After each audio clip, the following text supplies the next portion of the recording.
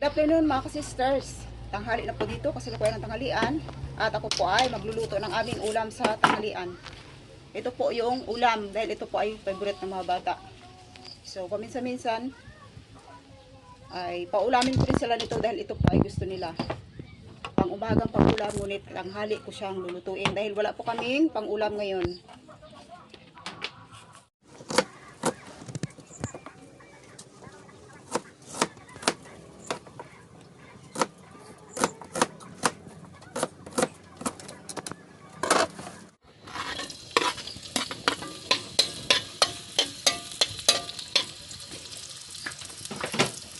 Tama na.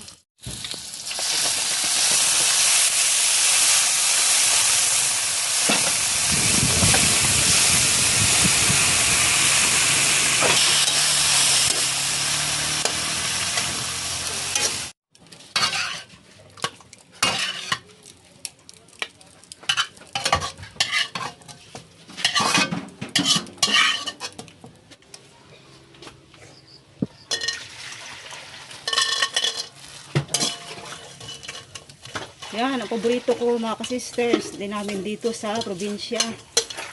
Dilis na tuyo.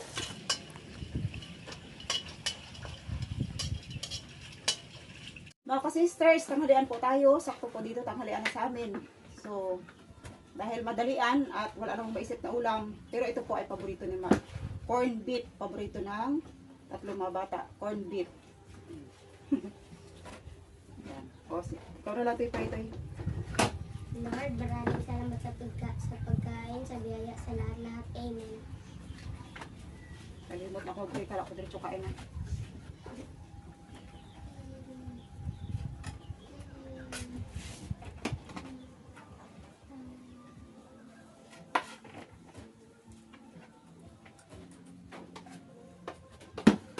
Okay, ang paborito mo.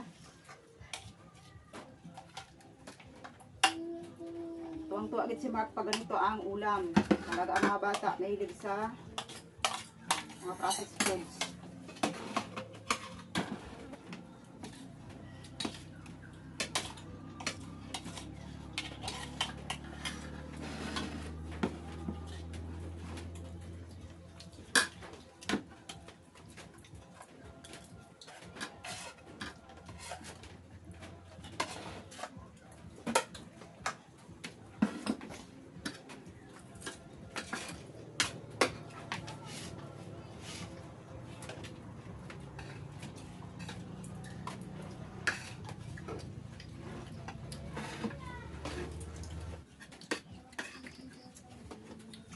Magpa na malamig doon ha. Kuhain mo yung mangga, hindi ko nilula. Lula sana yung mangga. Yung bukat gatas. Kanya, tuyo. Gusto mo yun?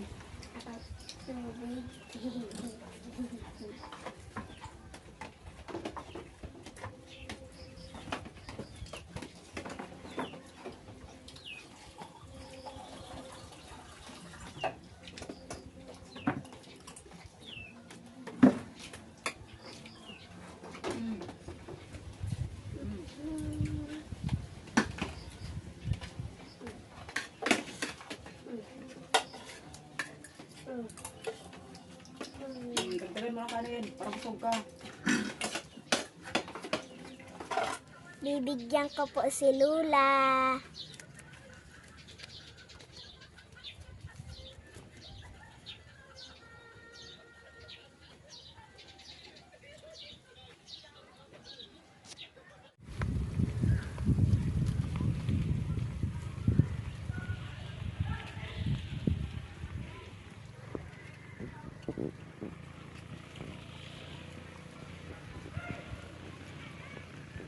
Mga ka-sisters, hindi naman siya magkadahon. Tara, masisira naman. So, gagamitin ko na lang. Pinakapampataba ko doon sa aking tanim dahil try ko po, sa nakita ko sa Facebook, try ko kung gumana siya.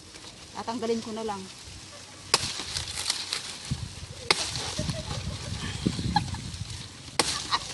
Pinapatawag mo ako.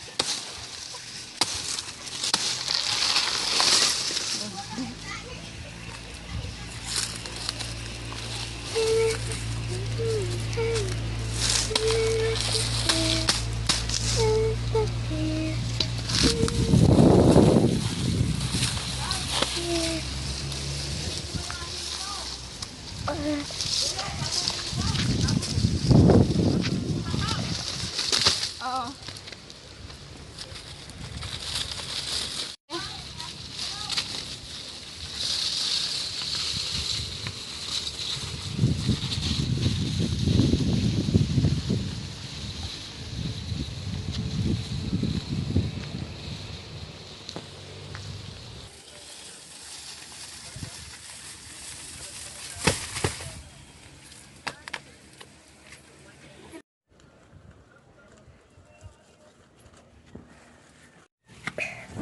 Dito ikaw, pag ganun ikaw.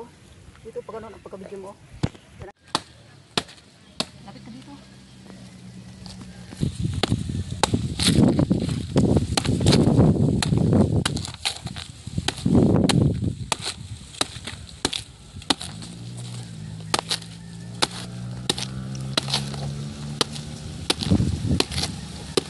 Dong ka naman.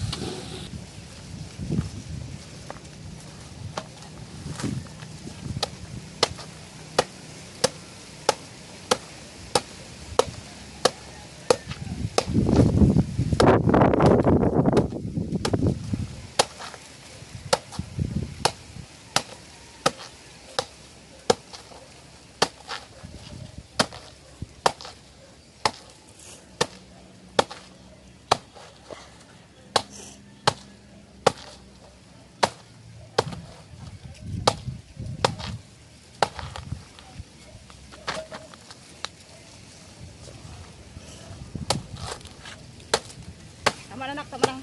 There's yung tanim kong cucumber. Parang malapit na siyang gumapang.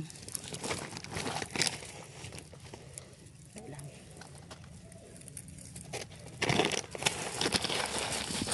Yan, dahil tag-init na dito sa amin. Minsan ay nawawala yung tubig. So, try ko rin itong kung totoo. Makiki-adventure din. Makiki-eksperimento din. Kung gumana. Dito ko lamang ito sa gulong tinanim.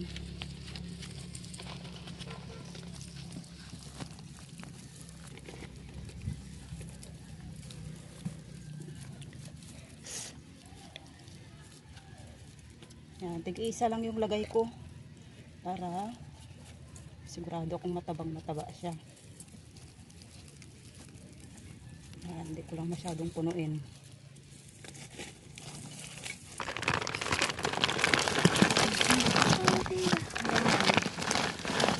Ito yung isa.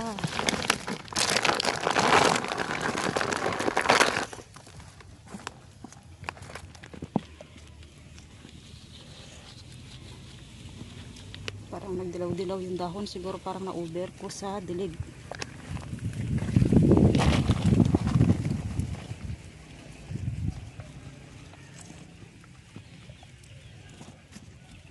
Yan, dito pa. Dito. Yan, meron din akong ampalayang tanim. Sa gulong lang din. Lagyan ko rin ito.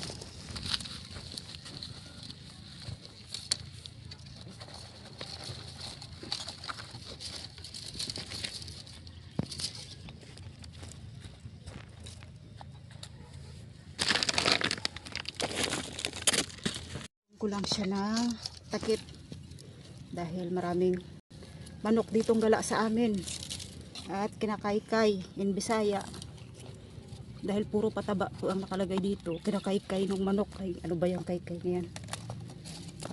Yan, para siguradong hindi siya kaykayin.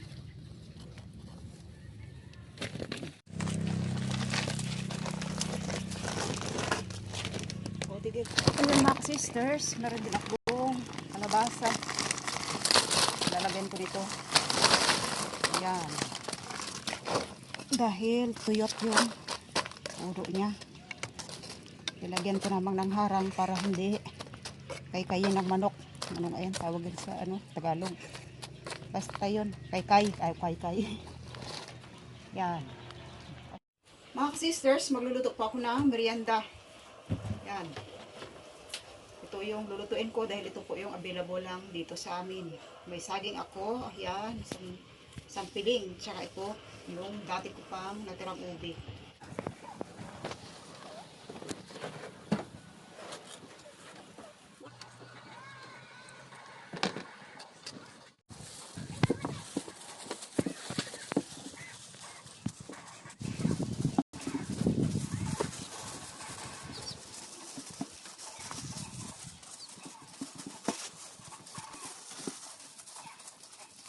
Magpaalam ako ng konti. Yan.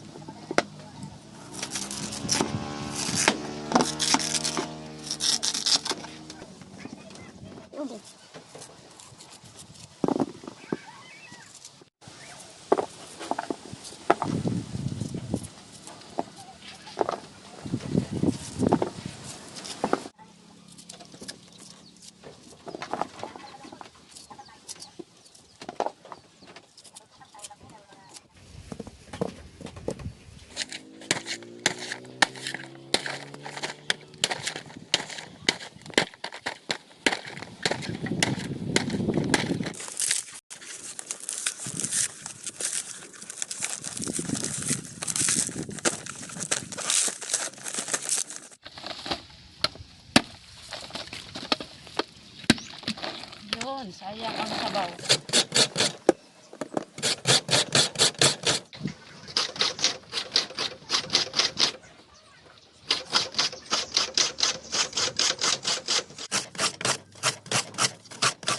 Dahil matigas yung ubi, kaya unahin ko muna siya ng laga. Ayun mga sisters, malapit na maluto. Oh, luto na nga yung ubi. Ilalagay ko na yung gata. Mga sisters na konting asin para mag-balance yung lasa.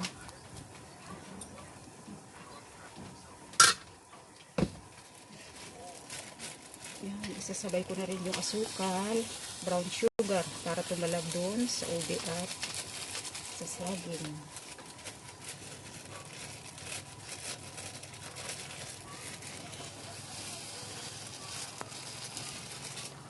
Yeah, dahil po yung dinami-dami ko na yung asukal, dahil po yung ubi ay hindi naman matamis.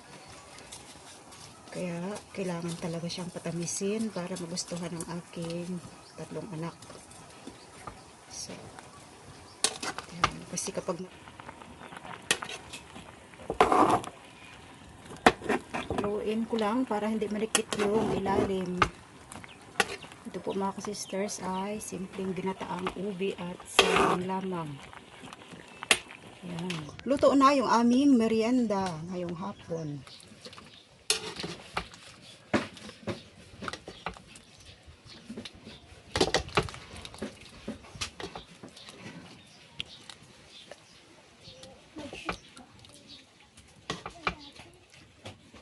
Sisters, merienda po tayo ng simpleng merienda, ginataang ubi with saging. Si Angel na naman yung mag-pray. Lord, maraming salamat po sa biyaya, sa lahat po, at sa pagkain at sa talino. Amen. Si Mark muna ang una dahil ikaw ang panganay, ikaw muna.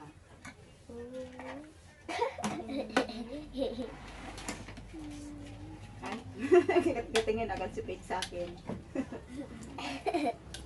Si Faith ang bunso, kaya si Faith ay huli. Ang lasa to eh. Sarap. Oh. Ayo.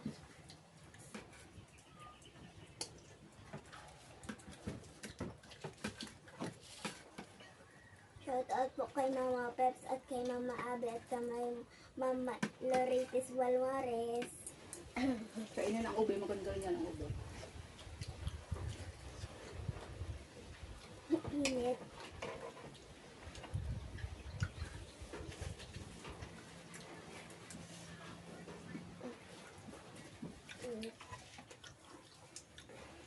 Mainit galing sa apoy eh. Bagong hango lang.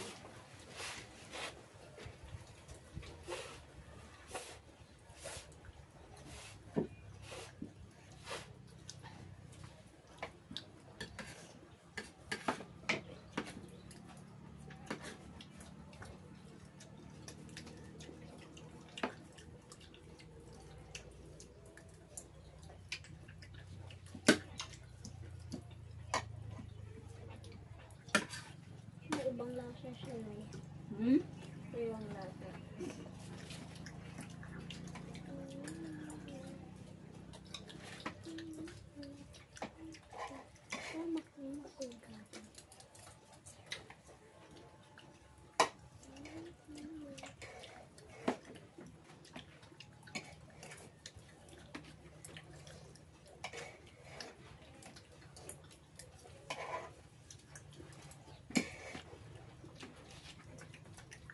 Kain ko. Dugtag pa ikaw, oh.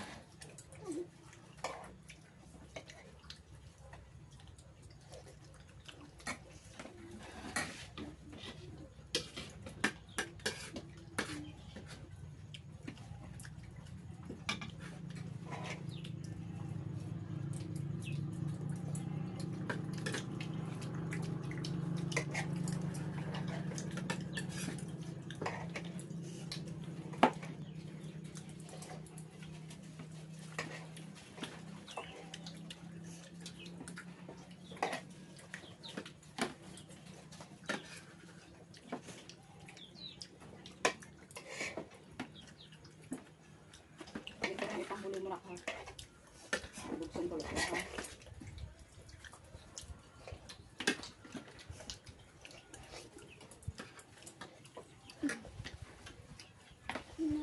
Kain, kain. Kain lang ng kain para magtaba.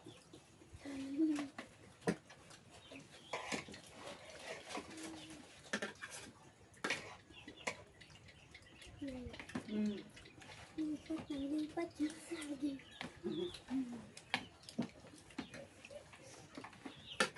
Na merienda. Thank you po sa inyong panonood. At shout out ko si Ma'am Shelo Marie bago ko pa makalimutan.